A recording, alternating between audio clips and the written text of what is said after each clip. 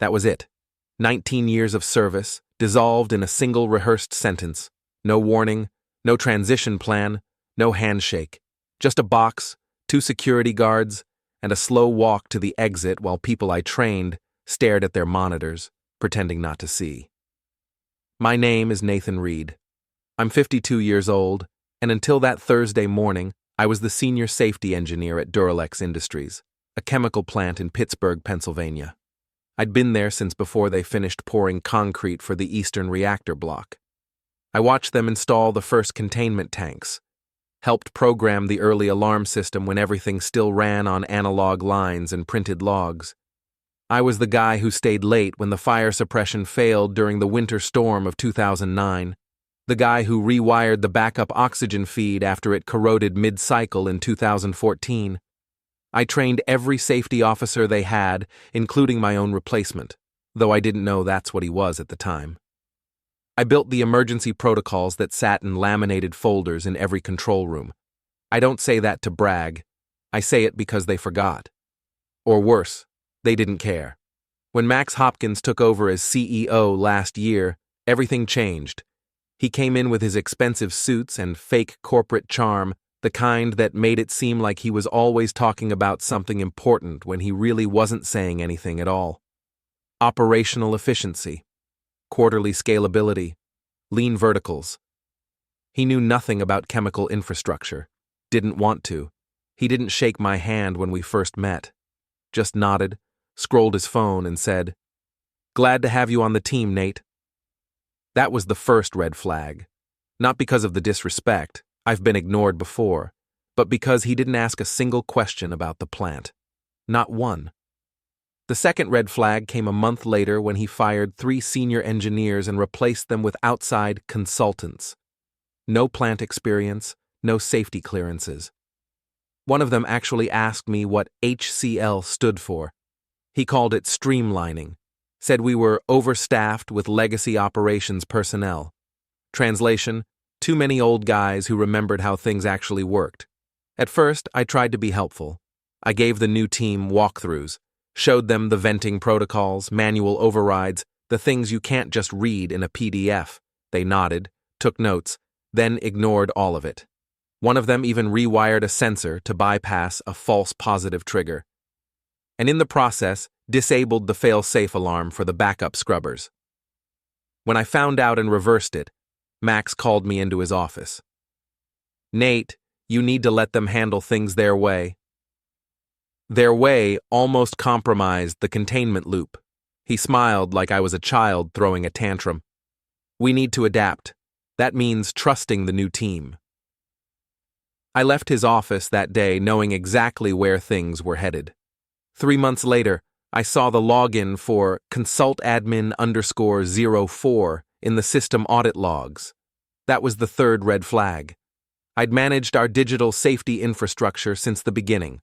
Every access point, every override credential, nothing ever got added without my approval, except this. It had administrator-level access, but didn't match any of our internal user creation patterns. It was a ghost. Someone had created it manually, outside of our internal IT controls. So I traced it, and what I found chilled me. Over the previous 14 days, that account had been used to silence multiple pressure and temperature alarms in Reactor 3. It had altered trip thresholds, overridden automated shutdowns, and cleared critical warnings from the system logs. None of it was reported. None of it was approved. All of it deliberate. They were pushing the system past safe capacity, disabling alarms so the reactors wouldn't shut down during peak cycles, which meant more production, more output, bigger bonuses, all on paper, of course, and no one at the top wanted to hear it. I saved the logs, created 3 encrypted backups. One went to a drive in my safe at home, one on a private cloud I controlled, and one, just in case, I gave to my wife Martha, with no explanation except, "If anything ever happens to me, send this to Carl Jensen." She looked at me for a long time. "Is it that serious?" "Yeah, it is." Carl was an industrial safety investigator for the state. We'd worked together once, a decade back, during a leak investigation at a plastics facility. He knew the difference between a systems fault and deliberate negligence. I didn't contact him. Not yet. I needed more. So I kept watching. In the weeks that followed, more ghost logins appeared. Consult admin 05, then temp override 01, then sysaccess RPH. All accounts no one admitted creating. All used to disable one thing or another: alerts, fail-safes, security logs. And always during night shifts. Always when no one was around. Always followed by a spike in output metrics. Then the fake maintenance reports started showing up. Inspections allegedly performed by contractors that didn't exist.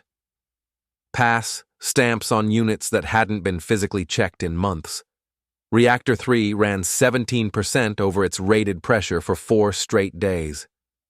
I brought it to my direct manager, or tried to.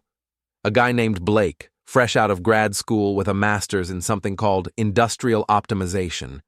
He blinked at the spreadsheet for 10 seconds and said, "We're not seeing any incidents in the logs." "That's because they wiped the logs, Blake." He frowned. "Well, if there's no incident, then it's not something we can escalate right now." I stood there in disbelief. "You're seriously telling me that unless people get hurt, we ignore it?" He looked uncomfortable, but held the line.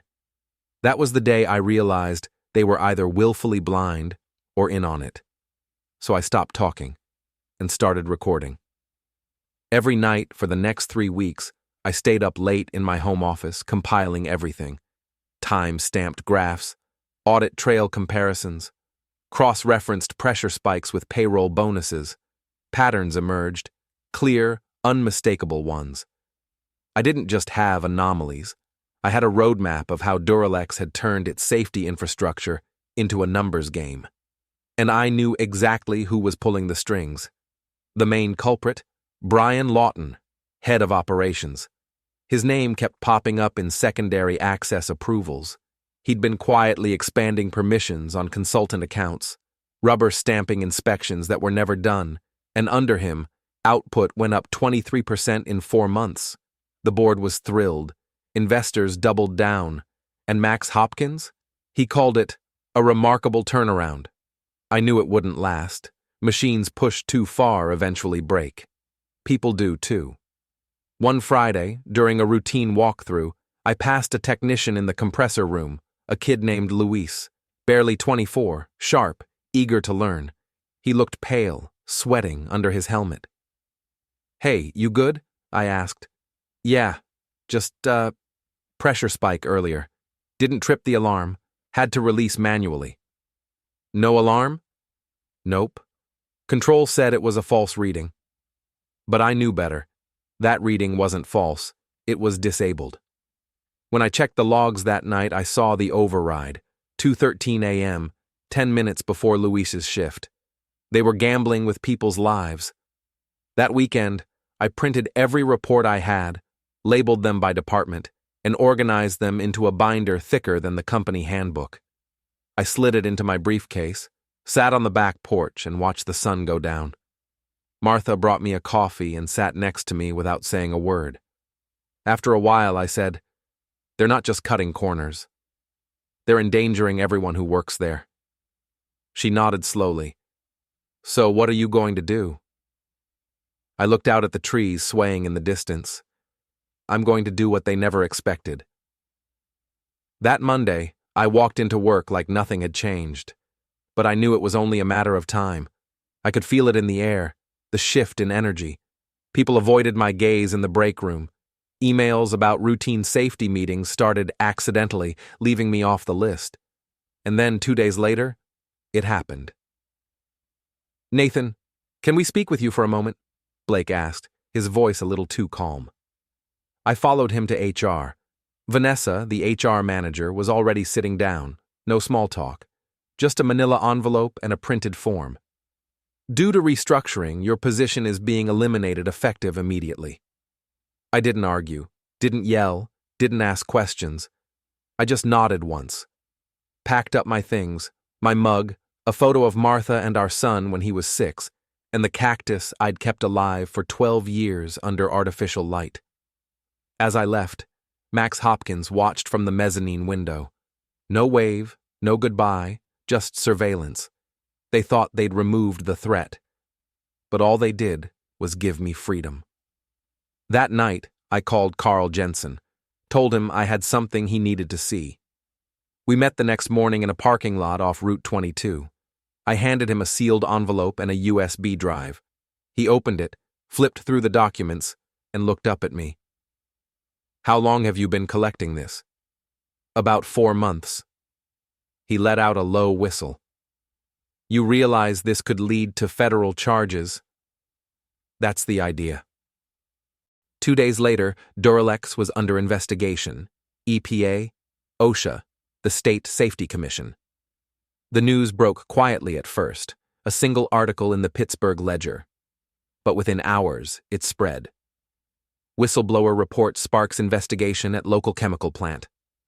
I got calls, emails, most of which I ignored. But one voicemail stood out. It was Luis. "Mr. Reed, I don't know what you did, but thank you. We were all scared to say anything. You did the right thing." I sat in silence for a long time after that. Then I stood up, walked to the garage, and opened the old metal file cabinet where I kept my earliest Duralex project folders. Not out of nostalgia, out of duty. Because I wasn't done yet. Over the next week, the dominoes started to fall. Max Hopkins disappeared, officially on leave, but unofficially gone. Brian Lawton was placed on administrative suspension. The consultants? Nowhere to be found. One of them had a fake last name. Another had no verifiable certifications at all. And yet the plant still ran. Slower, shakier, but still functional. Because of the people on the floor. Because of the technicians and engineers who quietly held it together all along. Carl called me on Thursday. "We've found more than you even realized. There's evidence of falsified contractor documents going back 2 years. They've been playing this game for a while." "So what happens now?" "Federal auditors are on site next week, and the board is requesting a meeting with you." The board meeting was held in a private conference room in a downtown office tower. 5 people, all in suits, and not a single one of them looked comfortable. One of them cleared her throat. "Mr. Reed, thank you for coming. We owe you an apology." I said nothing. "The documentation you provided helped us avoid a catastrophic breach of compliance. The company's reputation is damaged, but we still have a path forward." Another chimed in. "We'd like you to return, but not to your old role." They slid a proposal across the table. Chief Integrity Officer, direct report to the board, full access, full oversight. I didn't open the folder. Instead, I reached into my bag and pulled out my version. "These are my conditions. They're not suggestions. They're requirements." They flipped through it. I watched their expressions shift. Total shutdown authority. Independent Safety Auditing Division. Whistleblower Protection Framework. No interference clauses from executive leadership. Long pause. Then one of them finally nodded. "Approved." I stood up. "Then I'll see you Monday." When I walked back into Duralex that Monday morning, the silence was loud. People stepped aside as I passed. Not in fear, in awareness. They knew what had happened. They knew I could have buried the company, but I didn't. I saved it. My new office wasn't the old utility closet with the humming backup generators anymore. It was glass-walled, high-ceilinged, overlooking the plant floor. First thing I did, wipe every unauthorized account. Then I restructured the entire digital security system from the ground up, built real-time monitoring, air-gapped backups, a chain of custody log that couldn't be deleted without a key only 3 people had. Next, I reopened interviews. This time, I hired carefully. Former military systems engineers, a veteran from an oil rig safety team, and Luis, the same tech who had nearly gotten hurt because the alarms were silenced. I made him shift supervisor. "You serious?" he asked when I offered. You saw the worst of it, and you stayed. That's the kind of person we need watching over this place. 2 months passed. Then 3. The plant stabilized. Production dipped, sure.